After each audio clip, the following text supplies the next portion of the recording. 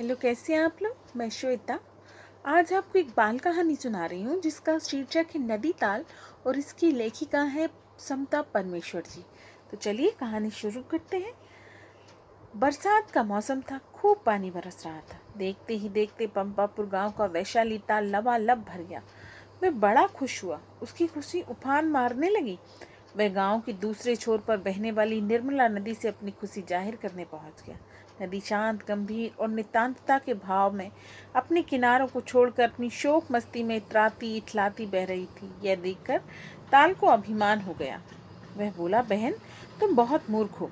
बादल इतना पानी देते हैं तुमको और तुम सारा बहाकर समुद्र में फेंक देती हो।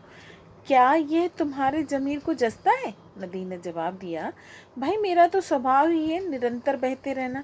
तो तुम ही बतलाओ, भला मैं क्या कर सकती हूँ? नदी का सीधा सा उत्तर सुनकर ताल ने कहा, इतना भोलापन भी किसी काम का नहीं। समझदारी तो यही है कि हमें अपने लिए कुछ संग्रह करके रखना चाहिए।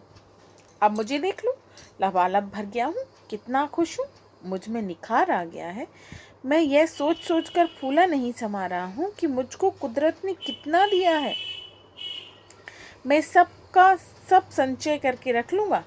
तुम्हारी तरह पानी का दुरुपयोग नहीं करूँगा। समुद्र तो खारा है, तुम चाहे जितना मीठा जल उसमें डालो, वह तो खारा ही रहेगा। मैं तो कहता हूँ अभी भी वक्त है, तुम्हें भी अपना पानी संग्रह करके रखना चाहिए। नदी मुस्कुराई और बोली, भैया जी, मेरी छोटी सी समझ में निरंतर बहते रहना ही जिंदगी का सबसे बड़ा सुख है। मुझ में जो पानी है वह मेरा ही नहीं, सबका है। मिल बांट कर खाने में जिंदगी का मजा है। बहते रहने के कारण ही देखो मेरा पानी कितना निर्मल है। ताल को नदी की बात अच्छी नहीं लगी।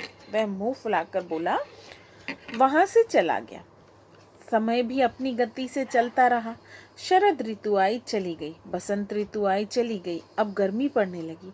नदी की धारा पहले से कमजोर जरूर हो गई, मगर उसका प्रवाह जारी रहा। इधर गर्मी के कारण ताल का पानी सूख गया, उसमें दरारें पड़ गईं। अचानक नदी एक दिन ताल का हालचाल पूछने आई। वह ताल की यह हालत देखकर दंग रह गई। कहने लगी, भैया ताल, जिंदगी का मजा संग्रह करने में नहीं,